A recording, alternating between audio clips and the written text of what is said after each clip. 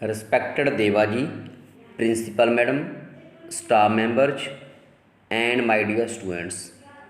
We all know that on 2nd October we celebrate as the Gandhi Jayanti.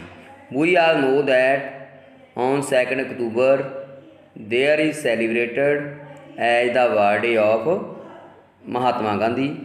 Today I am going to share with you a few sentences regarding the birthday of Mahatma Gandhi.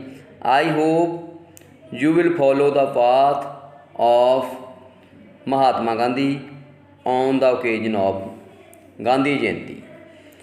Gandhiji name will shine in the history of India regarding freedom.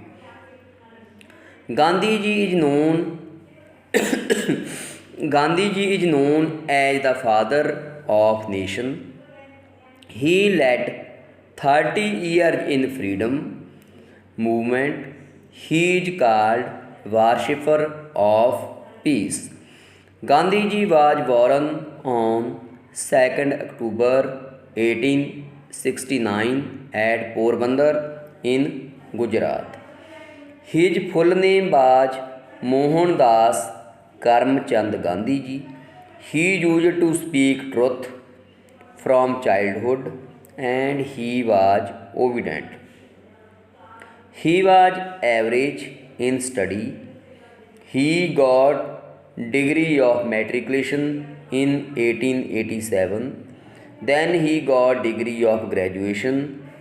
Then he went to England in 1891. Then he went to South Africa. There was the rule of English. The English were looking in a hatred way to Indians. They were taking lots of taxes. He united the Indians and told people to live in a peaceful way. In 1916, he returned to India. His mind was filled with lot of hatred against English rule. He took the control of Congress party. He started non-cooperation movement and others. He demanded total freedom in 1930. He went to jail many times. He created Satyagraha in 1930. His Dandi March is well known. In 1942, he started the movement that is called To Leave India movement. His revolution is so well known. We can see this in the folk songs like ਦੇ ਚਰਖੇ ਨੂੰ ਗੇੜਾ ਲੋੜ ਨਹੀਂ ਤੋਪਾਂ ਦੀ। Second, ਤੇਰੇ ਬੰਬਾਂ ਨੂੰ ਚੱਲਣ ਨਹੀਂ ਦੇਣਾ ਗਾਂਧੀ ਦੇ ਚਰਖੇ ਨੇ। ਖੱਟਣ ਗਿਆ ਸੀ ਕਮਾਉਣ ਗਿਆ ਸੀ, ਖੱਟਣ ਗਿਆ ਸੀ ਕਮਾਉਣ ਗਿਆ ਸੀ, ਖੱਟ ਖੱਟ ਕੇ ਲਿਆਂਦੀ ਚਾਂਦੀ, ਗੋਰੇ ਨੱਸ ਜਾਣਗੇ ਰਾਜ ਕਰੇਗਾ Gandhi. These antras we can often listen in the songs of Punjabi folk songs. In the end, on 15 August 1947, we got freedom. There was partition of country, India and Pakistan. On 30th January 1948, he became Shaheed. The symbol of peace was parted from us forever, but gave us message like to live in affection and union in the end. बेटा देखो मैं तुहानूं explain किया English they which on the occasion of Gandhi. हुण मैं थोड़ा जिहा बेटा पंजाबी विच तुहानूं इहदा एक्सप्लेन कर रहा इहदी जीवनी बारे। बेटा देखो गांधी जी का जिहड़ा नाम हैगा ठीक है ना, भारत की आज़ादी के इतिहास में मतलब आप कह सकते हैं चमकदार होगा। गांधी जी नूं आपां फादर ऑफ नेशन के नाम नाल जानते हैं, ठीक है ना, पता भी होना चाहिए तुहानूं। This is also the question of G K. ही उन्हें बेटा 30 साल आज़ादी लहर विच मतलब गुजारे, उन्होंने शांति का पुजारी कहा जाता है। गांधी जी बेटा 2 अक्तूबर 1869 नूं गुजरात का कस्बा है पोरबंदर विच पैदा होए। उहदा जिहड़ा पूरा नाम सी बेटा मोहनदास करमचंद गांधी सी। ही यूज टू स्पीक ट्रुथ, वह बचपन तो ही बेटा सच बोलता सी ते आग्याकारी बच्चा सी। ही वाज एवरेज, वह पढ़ाई दे विच बेटा औसत बच्चा सी। उन्हें 1887 विच 10वीं की जिहड़ी डिग्री सी मैट्रिक की वो प्राप्त की।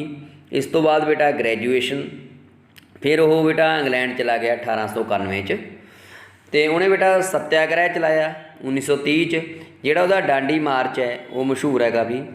1942 दे विच भारत छड्डो अंदोलन उन्हें चलाया।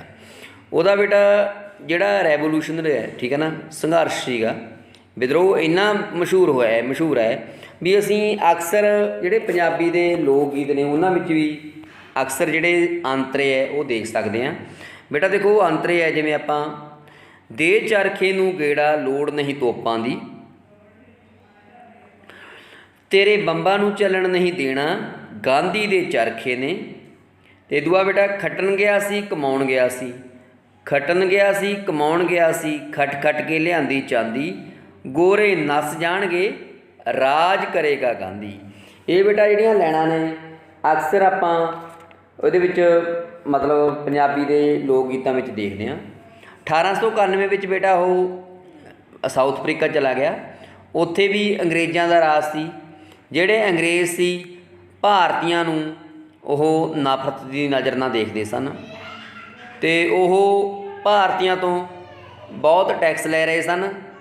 फिर उन्हें भारतीय नूं मिलाया, इकट्ठा किया ते शांतमई ढंग नाल रहण लई कहा। 1916 में वो बेटा भारत वापस आ गए सी। उहदा जिहड़ा उन्हां दा मन सी माइंड सी वो अंग्रेज़ां दे नफरत के खिलाफ भरिया होया सी। फिर उन्हें बेटा कांग्रेस पार्टी का मतलब बागडोर संभाली। फिर उस तो बाद उन्होंने ना मिलवरतन लहर चलाई तो 1930 विच उन्होंने पूर्ण आज़ादी की मंग की। कई बार वो जेल भी गए तो अखीर विच 15 अगस्त 1947 नूं असी आज़ादी प्राप्त की। उदों जो बेटा जो आज़ादी प्राप्त की सी, फिर देश की वंड हुई इंडिया ते पाकिस्तान। 30 जून 1948 नूं शहीद हो गए महात्मा गांधी। इस तरह जिहड़ा ये शांति का प्रतीक सिंबल सी वो सातों सदा लई विछड़ गया, परंतु सानू प्यार ते इकट्ठे रहण दा अखीर विच मैसेज सुनेहा जरूर छड्ड गया। बेटा मैं तुहानू कुछ अल्फाज मैं तुहाडे अगे शेयर किए है, ठीक है ना, जिन्ना कि मैं गांधी जी बारे चानना पा सकदा सी आपदी लैंगुएज दे विच मैं पाया दिता तुहानू, ठीक है ना। I hope you will listen it carefully, तुसीं वधिया तरीके नाल सुनोगे नूं। Also you will also live in a peace and affection. देखो बेटा कोई भी आपां किसी का भी आपां ना कोई मतलब जयंती वगैरह वर्ड आपां दे बोलते हैं उदों का बेटा वी गैट द मैसेज, सानू तो मैसेज प्राप्त होंदा है, ठीक है ना। ये तो भी बेटा आपां ज़्यादा नहीं कह सकते भी ये तो आपनूं ये मैसेज मिलता ही मिलता है। ये वी है पेशेंस, साडे कोल सहनशीलता हैगी है, असीं एक दूजे नाल प्यार नाल रह सकते हैं, यूनाइटेड होना चाहिए जिंदगी दे विच सानूं, तां असीं we can get everything in life. असीं जिंदगी दे विच बहुत कुछ प्राप्त कर सकते हैं भी, मतलब अहिंसा नहीं करनी चाहिए। जिवें भी हैगा बेटा ये आपां नूं कोई भी आपां किसी भी महान बंदे दा आपां मतलब बर्डे सैलीब्रेट करते हैं जां उहदे उपर कुछ बोलते हैं, वो सानूं बेटा मैसेज जरूर दे के जाता है। आई hope you will listen it. Okay, thank you very much, शुक्रिया जी।